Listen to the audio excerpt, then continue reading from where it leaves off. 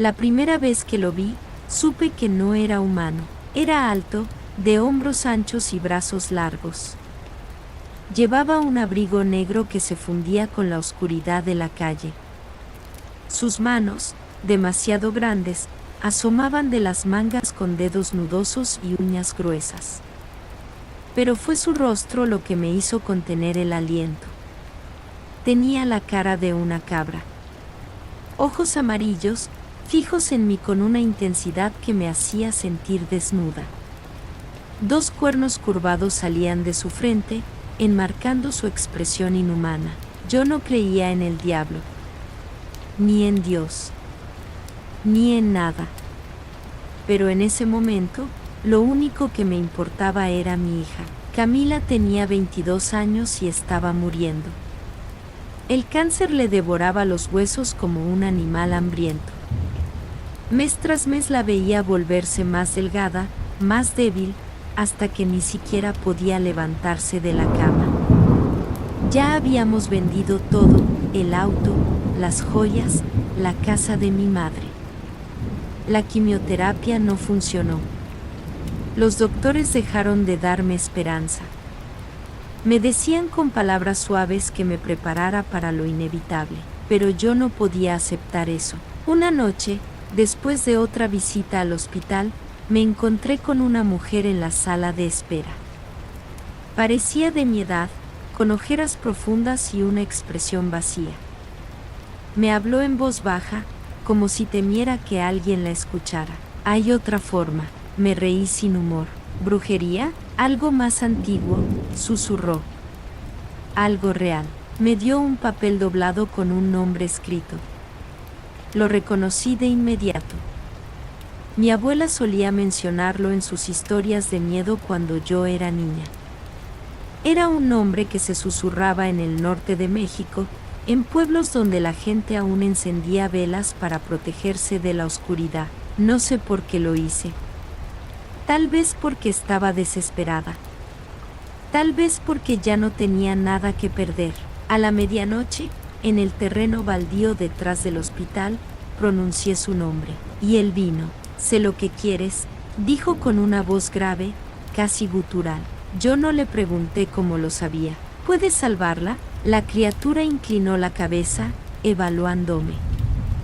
Luego sonrió, y fue la sonrisa más terrible que he visto en mi vida. Todo tiene un precio, madre. Mi corazón latía con fuerza, pero mi voz no tembló. Dime cuál es. Él dio un paso hacia mí, y el hedor a tierra quemada y carne podrida me invadió las fosas nasales. Tu hija vivirá, aseguró. Pero lo que darás a cambio, lo descubrirás con el tiempo. No lo dudé, acepto. Me extendió una mano. La tomé.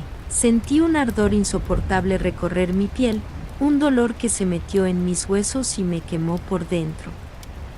Cuando solté su mano, la palma estaba intacta, pero en mi interior algo había cambiado. Él desapareció sin más palabras. Al día siguiente, Camila abrió los ojos sin dificultad y me sonrió. Y ahí comenzó mi verdadero infierno. Camila mejoró de inmediato. Al principio, los doctores lo llamaron una remisión espontánea. Dijeron que a veces ocurría, que el cuerpo humano era un misterio. Yo fingí creerles. La vi recuperar el color en las mejillas, la fuerza en los músculos, la luz en los ojos. En 2 semanas estaba caminando. En un mes, la dieron de alta. La gente hablaba de un milagro.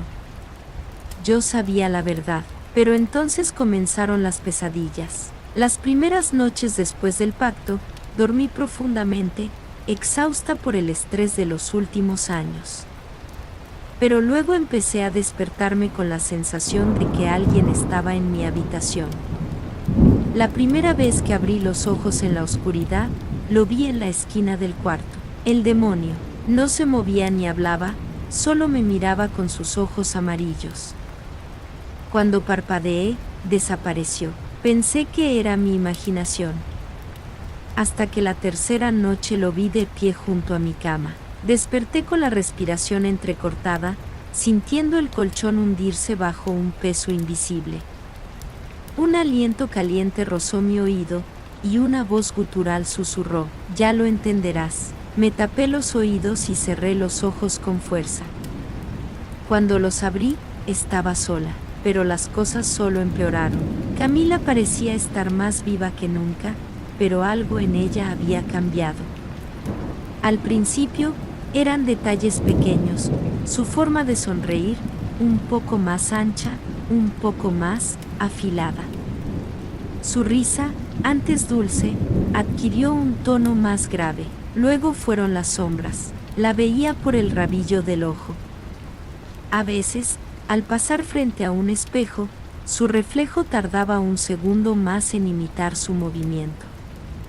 Una noche, mientras cenábamos, se quedó mirando el cuchillo de carne sobre la mesa con una intensidad inquietante.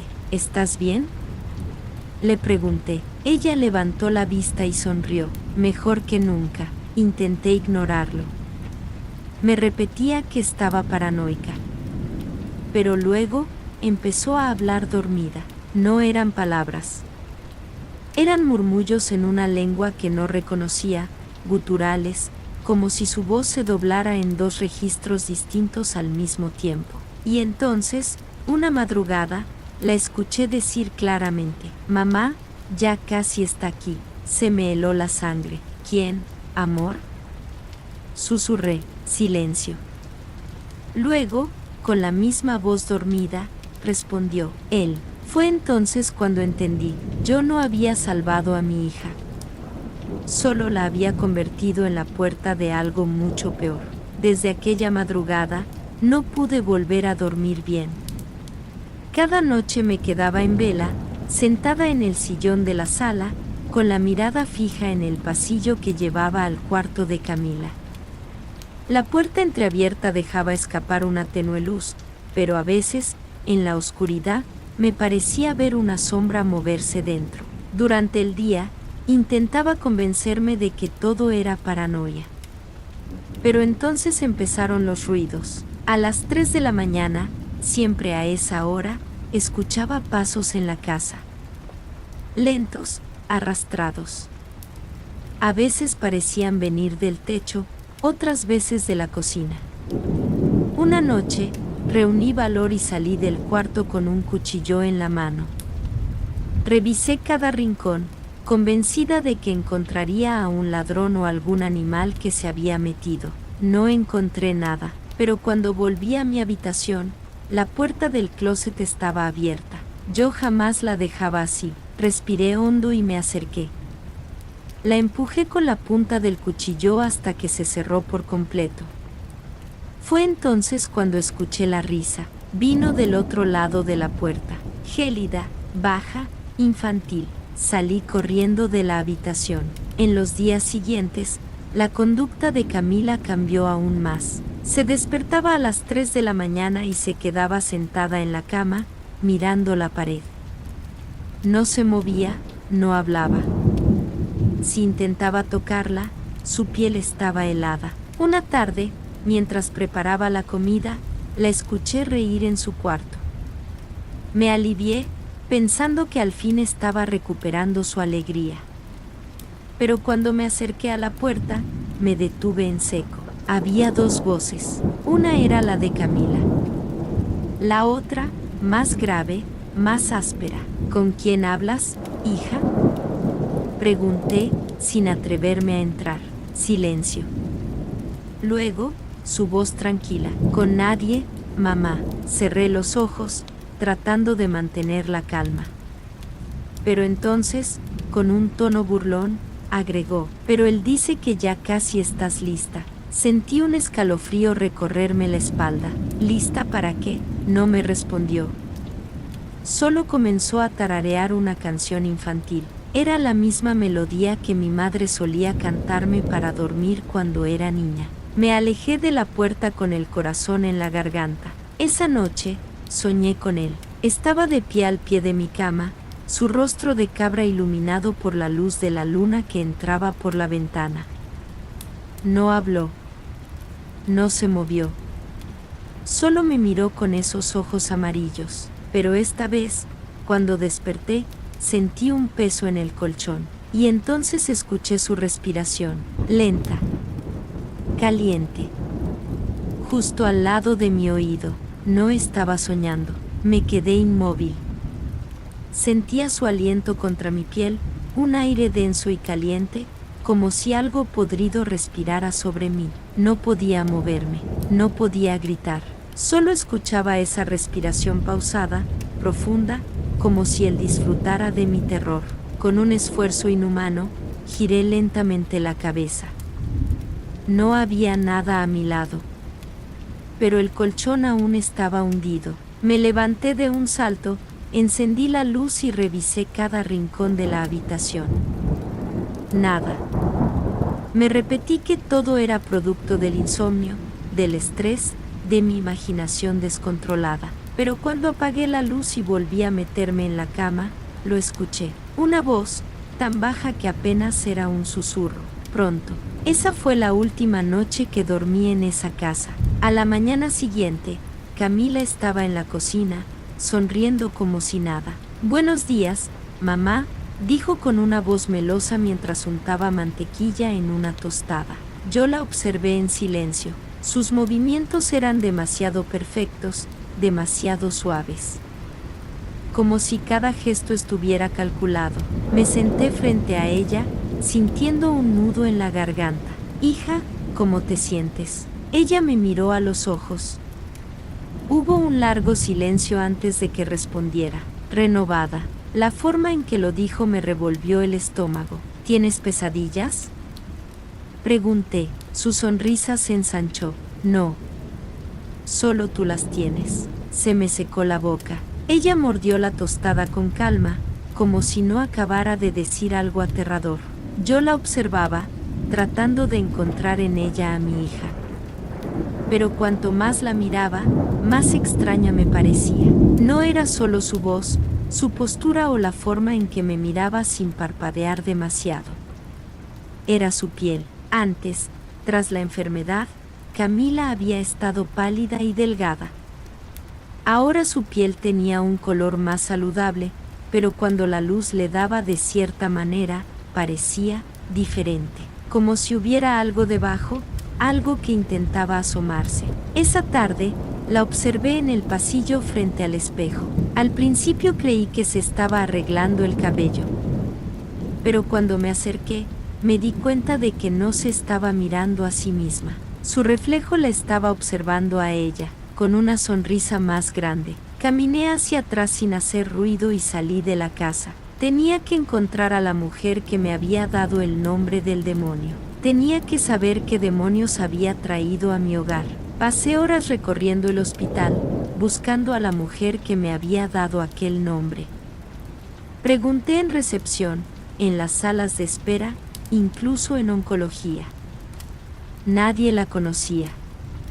Nadie la había visto. Era como si nunca hubiera existido. Desesperada, regresé a casa al anochecer.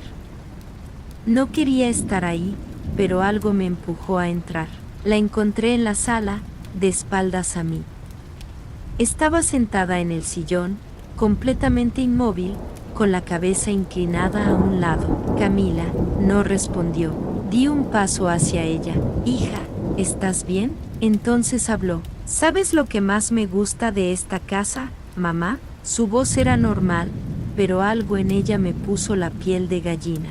«¿Qué cosa?», pregunté, tragando saliva. Lentamente, giró la cabeza para mirarme, pero su cuerpo no se movió. Su cuello giró más de lo normal, de una forma imposible, hasta que sus ojos se clavaron en los míos. «Que nunca estás sola». Se me congeló la sangre. «Camila», pero esa cosa que tenía su rostro sonrió. «Todavía no entiendes, ¿verdad?». Quise correr, pero mis piernas no respondieron. Ella se puso de pie. Caminó lentamente hacia mí, descalza, sin hacer ruido. «¿No me salvaste, mamá?», susurró. «Me entregaste». Di un paso hacia atrás. «Tú no eres mi hija». Se detuvo y ladeó la cabeza. «Eso no importa». Mi respiración era un desastre. «¿Dónde está Camila?». Ella sonrió más. «Aquí», y se tocó el pecho. Algo en mí se quebró. Me lancé hacia la puerta, pero antes de que pudiera alcanzarla, la casa entera se oscureció. El aire se volvió denso, pesado, como si algo estuviera presionando mi pecho.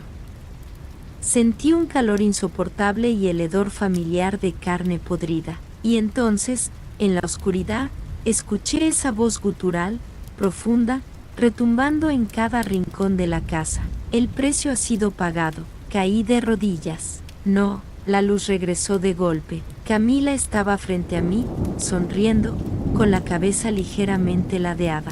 Te dije que él vendría, mamá. Mis piernas no me sostenían. ¿Qué hice? Ella se agachó y me susurró al oído. Lo llamaste. Y ahora, también vendrá por ti. No dormí esa noche. Me quedé sentada en la sala, con la vista clavada en la puerta del cuarto de Camila. Ya no intentaba buscar explicaciones. Ya no rezaba. Solo existía el miedo y la certeza de que nada de lo que hiciera cambiaría el destino que yo misma había sellado. Cerca de las 3 de la madrugada, escuché sus pasos en el pasillo. No era el sonido normal de unos pies descalzos sobre la madera. Era algo más pesado, más denso, como si cada paso retumbara dentro de mi cabeza. Y entonces la puerta se abrió. Camila se quedó en el umbral, mirándome. Mamá, su voz era dulce, tranquila. Hija, gracias. Me congelé. ¿Por qué? ¿Por qué me das las gracias? Sonrió, y por un segundo, vi como la piel de su rostro se tensaba, como si algo debajo de ella quisiera salir. Por darme un cuerpo. No respiré. No eres Camila. La sonrisa se ensanchó. No importa quién soy. Ella ya no te necesita. Mi mente se nubló. ¿Qué le hiciste? No respondió. Solo caminó hacia mí y tomó mi mano con una suavidad escalofriante. Su piel estaba helada. Pero no te preocupes, mamá. Sentí un escalofrío subir por mi espalda. ¿Por qué? Se inclinó lentamente hacia mi oído, su aliento gélido contra mi piel. Porque él te tiene un regalo. No tuve tiempo de reaccionar. Un dolor indescriptible me atravesó el pecho. Como si una garra invisible me abriera en dos desde adentro. Mi visión se nubló, mi cuerpo se convulsionó, mi mente estalló en gritos silenciosos. Y entonces lo entendí. El pacto nunca fue para salvar a Camila, fue para reemplazarla. Yo la había entregado. Y ahora, él me estaba entregando algo a mí, el último regalo, mi nueva piel, mi nueva prisión, mi nuevo infierno.